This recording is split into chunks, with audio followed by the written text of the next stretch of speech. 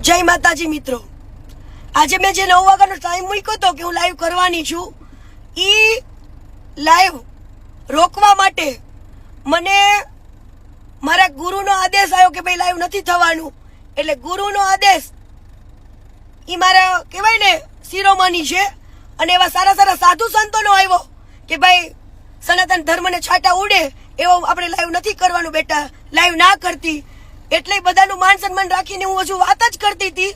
એટલે મારું લાઈવ રોકવા માટે પોલીસની મને બે ગાડીઓ મારી પાછળ થઈ, બે ફોર વ્હીલો. વિચાર કરો તમે કેટલી એ વાતમાં પેલી સચ્ચાઈ હશે કે આટલા લોકોને મને રોકવા આવવું પડે છે. અને મારા ઉપર પોલીસની ફરજ રૂકાવવા માટેનો કેસ બનાવ્યો. તો તમે લોકો જોઈ શકો છો વિડીયોની અંદર કે મને કોઈ પોલીસે બહાર કાઢી જ નથી કુંડની અંદર, બરાબર.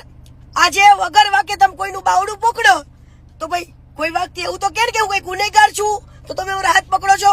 ઓલી પીએસઆઈ નાતી હતી, એ પીએસઆઈ નો હાથ પણ જો કોઈ પકડ્યો હોત ને પોલીસ વાળીએ તો એ શું કેત કે ભાઈ હું ગુનેગાર નથી, તમે મને આવી રીતે હાથ પકડો છો.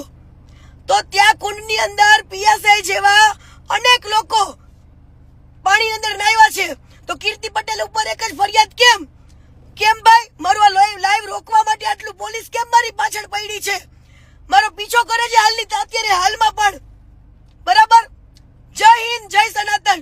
હવે તો કઈ પણ થાય આ સચ્ચાઈ બહાર આવશે ને આવશે. અત્યારે તમે જુઓ પોલીસની આ ખોટી કામગીરી, તમે જુઓ એક દીકરીને રોકવા માટે આટલું પોલીસ પાછળ પડી છે મારી. જય હિન્દ, જય સંવિધાન.